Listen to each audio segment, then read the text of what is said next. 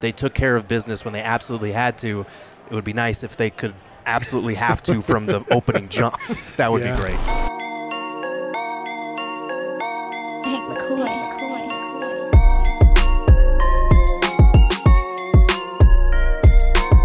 Let's dive into it, guys, because it was a little rocky at first. I'm not going to lie. They had us in the first half. It was, I mean, it was the first 3.5 quarters. 3 1/3 first 45 minutes, 46 minutes. Oh, my God. That was, I mean, that was really sloppy. Like, I'm not going to sugarcoat it. When you have, I think they had 19 turnovers as a team, gave up a ton of points off turnovers, were down by as many as 16. It didn't feel like they were, it felt like another lifeless Suns loss. And then that fourth quarter, I felt like Bradley Beal it was all provided the spark. You know what happened, G? Bradley Beal became a Phoenix Sun tonight.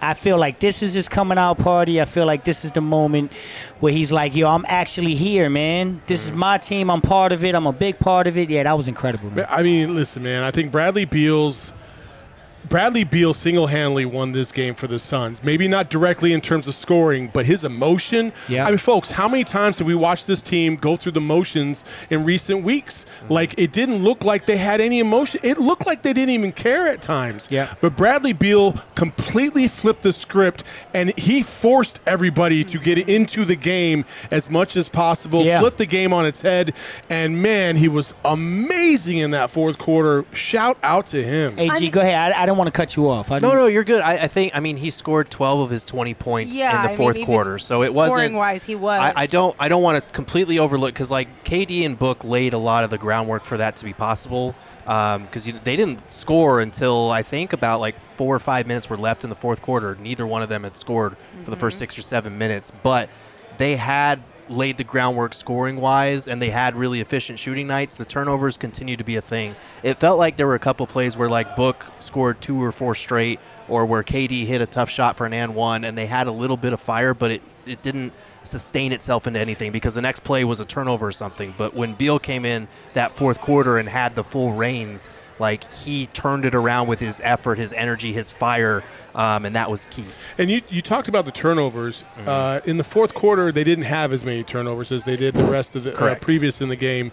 They were turning the ball over at an insane rate for the first 3 quarters. But in that fourth quarter, I give them credit. They might not have been hitting every shot, and offensively, they still weren't looking really crisp. I felt like there was multiple times where they had open shots, and they just were not taking them, overpassing from time to time. But everybody seemed to chip in with a big play or two here or there. Even Grayson Allen hitting it felt like a 30-foot three, just kind of tied the game at one point. Nurk getting a huge rebound at the end of the game, hitting his free throws, 3 out of 4 with ultimately the game-winning free throw. Everybody played a little bit of a part in order to get this team over the hump, and they needed every little bit of it. Man, I will say this. When we look back, if this team ends up doing something in the postseason, this is the game that we are going to look at and be like, that's when everything turned around, because they started to believe and they got their confidence back in that fourth quarter. If you look at the Brad Beal postgame interview with Amanda Pflugrad, the emotion, the raw emotion, like that's something we haven't seen in a long time. That Brad Beal defensive steal in the fourth quarter, I mean, this guy came out here and said, man, I'm putting us on our back. And you can't – it speaks volumes, man. The guy has sacrificed more than anyone on this team this season. For him to come out, put us on his back and get this dub, I think that emotion, I don't want to overdo this. But to your point, sometimes you have games like this that in the long run you look at, you're like, that's when it changed. They were on life support.